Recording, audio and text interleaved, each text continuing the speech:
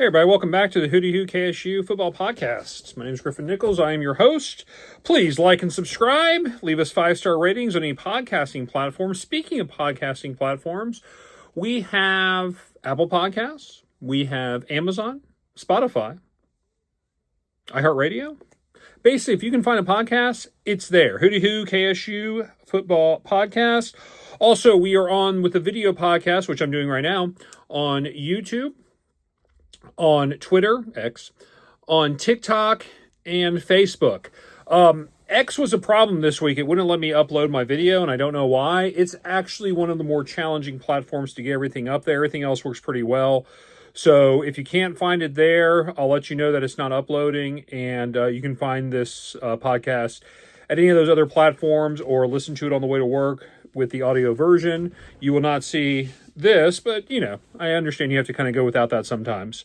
That's a joke. Victorycast number 5 in a row. Are you kidding me? I mean, unreal.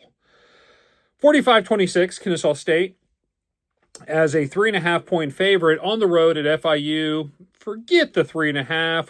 We're going to go ahead and beat you by 20. So, I mean, just unreal. And, you know, it's funny, when I was previewing the game, I think my prediction was 24-17. There was a moment there I was like, maybe. You know, maybe I got 17 right. And I kind of did. They got a late touchdown, FIU did, at the very end of the game, like within the last minute. They just gave up a couple long passes when backup players were in for Kennesaw State. So we were close to that part, but the 45 is just remarkable. And there's so many, like, subplots to this game. So, game starts. It's Vice Night up at FIU, or down at FIU. It's Vice Night, which means that everything is a neon color. They're selling those game jerseys, by the way, now, which is kind of funny. And it's at Pitbull Stadium. You know Pitbull, Mr. Worldwide. He wasn't there, but his some people that he is supporting or producing were there to perform the halftime show. So who knows? Man, I mean, ESPN2, this is exactly what I'm talking about.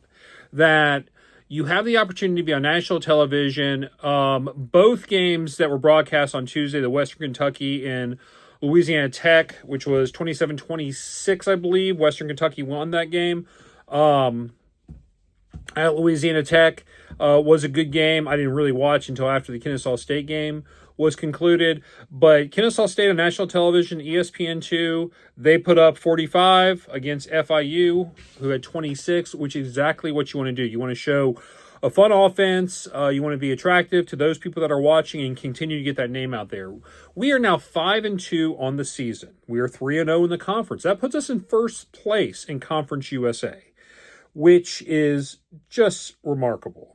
Next week's game will be on Tuesday against UTEP. With a win there, you become bowl eligible, which I told you, you know, how many times do I have to say it? 6-6 was my goal, so we are well surpassing that goal. We are well ahead of schedule, and it's funny, when I was listening to the broadcast the other day, they were saying how far ahead this team is on schedule and what a great job Coach Mack has done. So let's dig into the numbers just a hair here. For Kennesaw State, Amari Odom comes in, starts the game. They talk about that if you have a 2-quarterback system, you don't really have a quarterback. Well, maybe there's exceptions to the rule. Amari Odom comes in, he starts the game. Coaches were interviewed earlier that week and said that we're not going to flip-flop quarterbacks. This is our starter. He's going to play the whole game. He goes 10 for 15 for 205 yards, a touchdown. He rushes for 36 yards with another touchdown. He was great. I mean, just a terrific player. I saw him compared to Cam Newton, which I'm not sure about that part, but the height maybe, the weight no. But just a great player. I mean, just a really good player. And had a great first half. Third quarter was a little bit shaky, I thought, and then he got hurt later in the game. Now, he was hurt in the Middle Tennessee State game. They never released what the injury was, but it was similar to this injury to where he went down. He was on a quarterback run. I think it was a quarterback power, and he gets tackled and lands on his right shoulder, I believe. and he kind of sits there. He's hurt. They take him off the field. Now he's celebrating at the end of the game with the victory. So he wasn't like in the tent. He wasn't in the locker room. He wasn't wearing crutches. He was still wearing his pads. He just didn't have his helmet. So I think they were being precautionary with him because they're going to need him down the road. And it also shows the confidence they have in Dexter Williams. Dexter Williams comes in, goes 2 for 2, which, okay, 100%, for 79 yards and a touchdown. Now, this is kind of in the moment of the game where it's getting a little... Kennesaw State's up by 11, but FIU had scored the most recent points. They cut it to 11, and so you're kind of like, let's not make this that interesting. Let's go ahead and put this thing away. And sure enough, Dexter Williams does that. Second pass, he throws it deep for a touchdown pass, a massive gain. I think it was like 70 yards. It was a pretty great way to kind of show yourself. But the funny thing about it is they were talking about how Dexter Williams is more of a pocket passer and Amari Odom is more of a dual threat quarterback, which surprised me a little bit because I know for a fact in looking at his background, watching spring games, watching the Wake Forest game, a few others, he is mobile for sure. And sure enough, the speed looked great. He had a quarterback run for a touchdown. He rushed for 30 yards and a touchdown. So, he is a dual threat quarterback as well. It's not true that he's a pocket passer by any means. He's definitely a dual threat quarterback. He can definitely run. He may not like to run as much as Odom does, but when he does, he is a weapon for sure.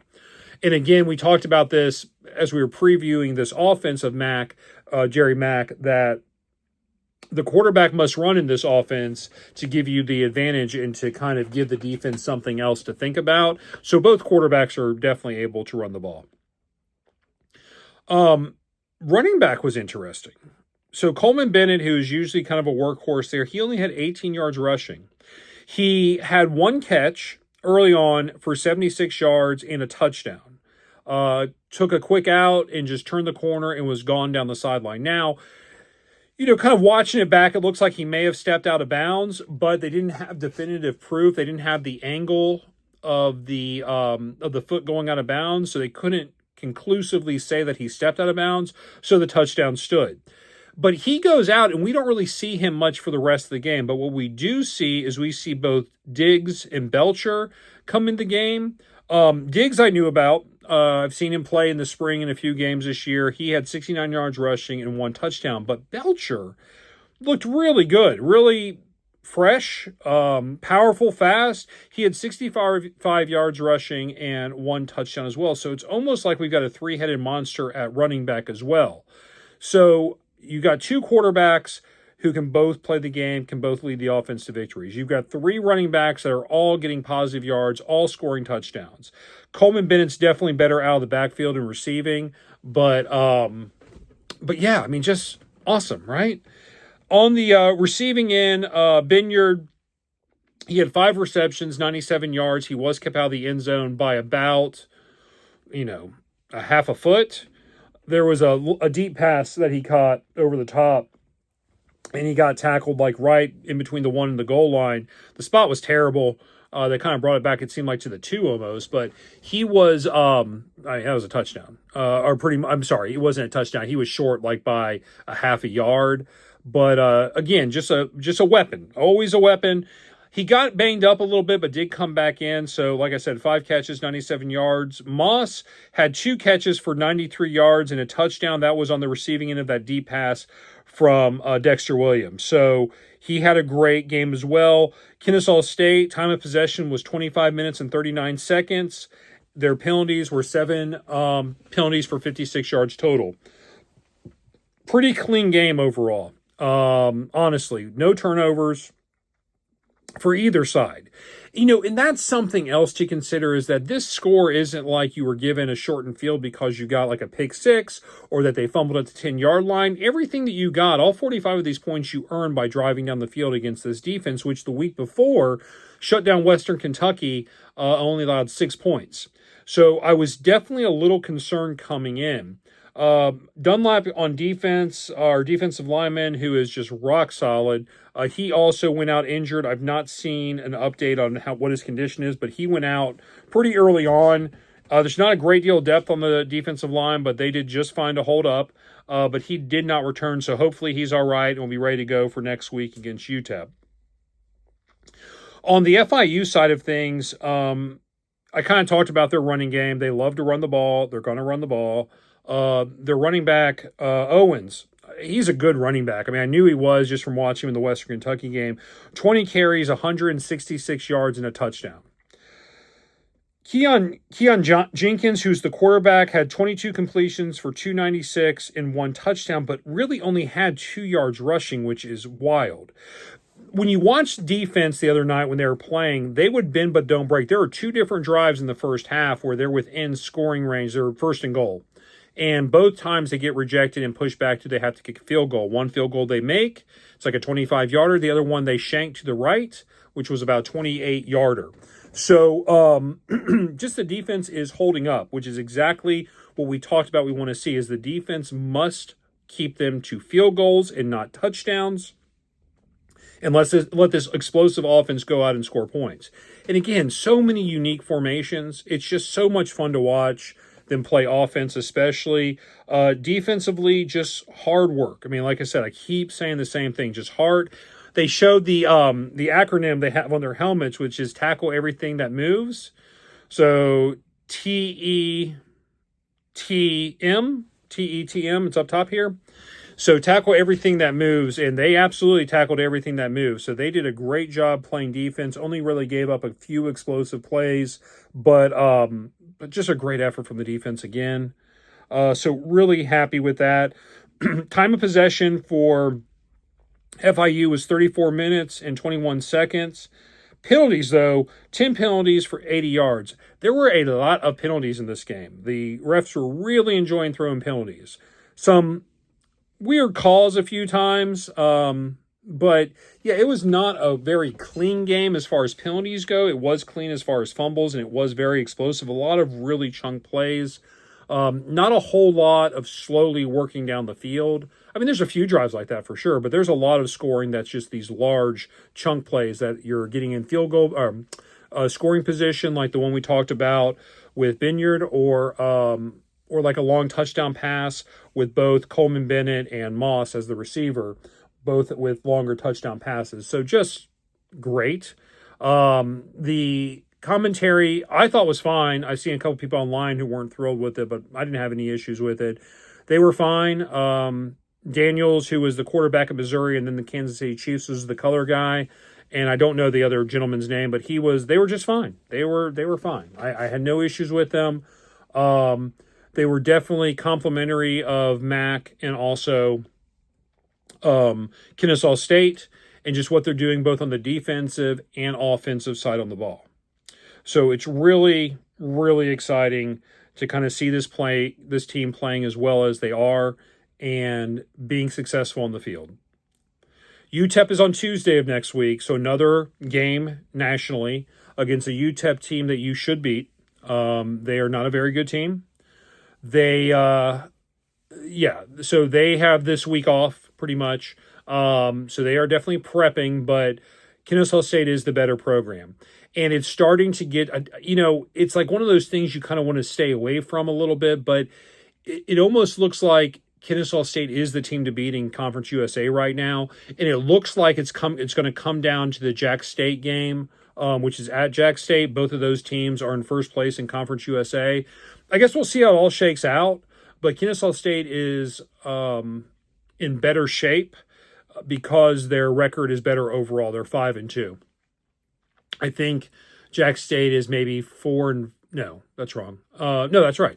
So I think they're 4-4, something like that. They have one more loss than Kennesaw State does, maybe 4-3. They'd be 4-3, I believe. Yeah. So yeah, we'll see. We'll get there. But here's one thing I can tell you as a sports fan through all these years is just really enjoy this if you can. Try to enjoy a surprise season, a successful season that you did not see coming. I don't think anybody saw this coming. I think everybody kind of saw this as a rebuild, a team that you wanted to see positive strides for. And what I kept saying in the winter of last year was we're just looking for a bowl game, right? We just want to take steps. We just want to get the name out there and start taking steps to start making a name for Kennesaw State. Because if you make a name, that's where the recruiting comes in. It is a recruit-rich environment in Georgia for sure. Georgia no longer is just will take all the talent. Same with Tech. There's plenty of talent in the state. You've got Alabama, you've got Florida, you got Tennessee. Not as much comes out of Tennessee as like an Alabama or Georgia or Florida for sure. But you're definitely, I mean, when you look at this offense, it's definitely attractive because it helps you as a playmaker stand out, show your skills. I have this fear. I have this sudden fear because you're starting to see these players that were discovered in the transfer portal, both Odom, who is a sophomore, Dexter Williams is a senior, if I'm not mistaken. You kind of worry about other teams maybe taking a look at them. So let's see what happens there. I'm not worried about Coach Mack yet. Let's see how the season plays out. But that's it. But if you're going to do this with this team, there's going to be some programs out there that may be interested. So we'll have to kind of see how that works out. That's more off-season talk.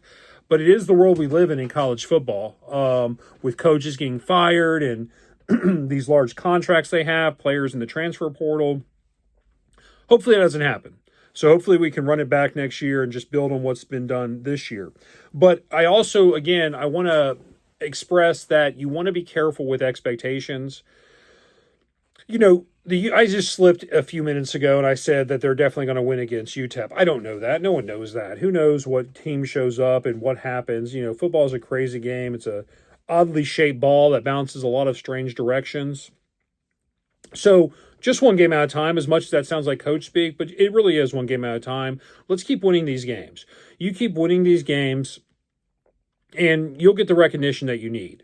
I think that, you know, you start looking at the schedule a little bit and you've got UTEP and then you've got New Mexico State and then that game at Jacksonville State. So that's one, that's kind of the road right there. I think if you can win those games, Missouri State, again, I have some concerns with Missouri State because they're just a good team. I enjoy watching them play. They're a pretty solid team. They won in overtime last night. I think they're playing New Mexico State, if I'm not mistaken, and then at Liberty to end the season.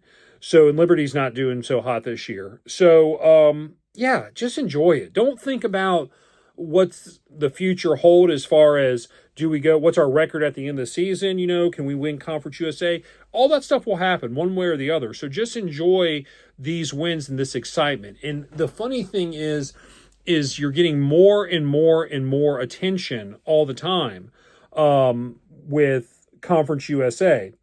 I saw something the other day, and it said, you know, parity in college football, great. Now I get to watch Georgia Tech versus, I don't know, Indiana in the college football playoffs. And I see another part to that says something along the lines that, you know, what was it?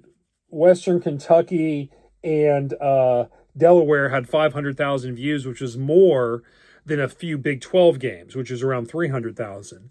So people are enjoying this middle of the week thing. And I just had read an article about Conference USA and how it's bringing so many eyeballs to the table that there was definitely some uncertainty with all the conference realignment taking place, but that people are really enjoying Conference USA and the product that's being put on the field by these teams because they are fun to watch. They're not a boring team. No one's running the triple option. I love the triple option, by the way. I don't find it boring, but some people will if it's just all running all the time.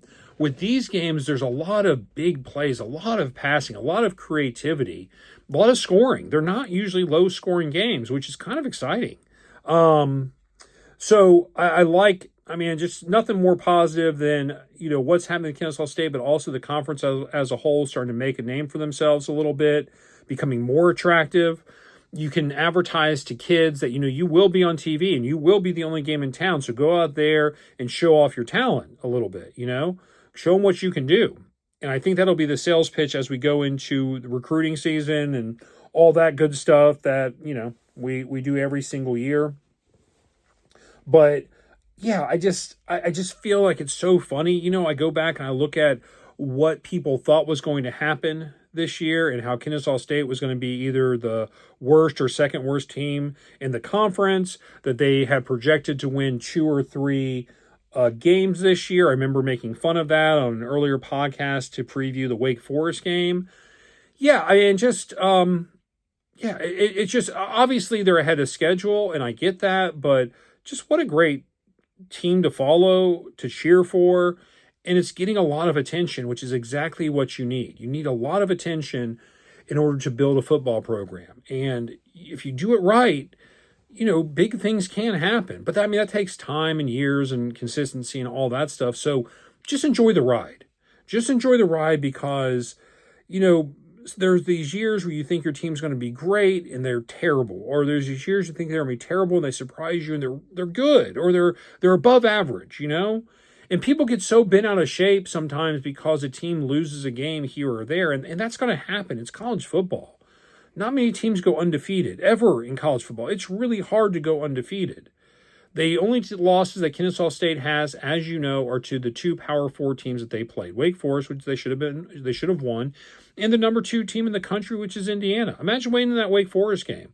All of a sudden, you are now in the conversation of being the G5 representative in the college football playoff if you were to finish out the string and finish undefeated or with that one loss against the number two team in the country.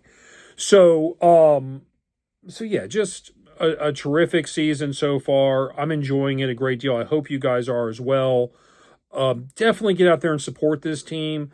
Obviously, that was one of the, I would say, a disappointing thing because you could tell that FIU had put a lot of thought into this game on Tuesday night with their with the whole concept of the Vice Night, with the halftime performances from Pitbull at Pitbull Stadium. And there was no one there. I mean, there was no one in the stands. There was images where just stands are completely vacant. And that stinks. That does stink a little bit because any team, especially coming off a win last week against Western Kentucky, you would have thought that FIU would have had a lot more crowd engagement, but I guess a lot of people in that area are on the bandwagon for Miami right now. But yeah, definitely come out. Let's pack the nest. Let's show the country that this is a real program with real fans and that we support this team, and we're so excited for the success and we'll continue to support this team going forward. So that's the whole idea. So one game at a time.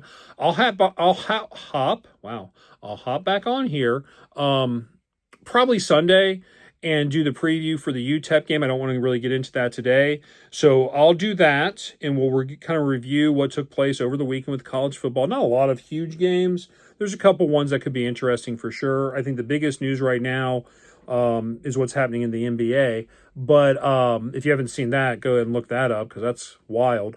But yeah, we'll do that. I'll see you all on Sunday afternoon once I record the podcast. I hope you're doing well. Hope your week's going well. Everybody's staying warm out there. If you're in Georgia, it's getting a little chilly, a little chill in the air as we get into the Halloween week next week. So, like I said, I hope everybody's well. Please like and support, and I will get this out to you as fast as I can. And for those of you who follow me on X, I'm going to keep trying to put it on there. But if you were still having problems, I'll make you aware of it. And you can find this video podcast on Facebook, YouTube, and TikTok. Or if you just want to hear the audio version of it, any podcasting platforms will carry this podcast. So thanks so much, guys. I appreciate the support. Thank you for the compliments. Thank you for the comments, especially on YouTube. It's nice to interact with people. It truly is. It sometimes feels lonely, when I started this. I think I said in the first or second podcast I was doing this just for a hobby, and I could be just talking to myself. So clearly I'm not just talking to myself, and that's really exciting. And obviously them being successful does not hurt me in any way, shape, or form. I think that brings more eyeballs, or ears in this case, to this platform and to this team. So thank you. I'm very appreciative, truly. And yeah, we'll talk to you all soon. Okay, have a great week.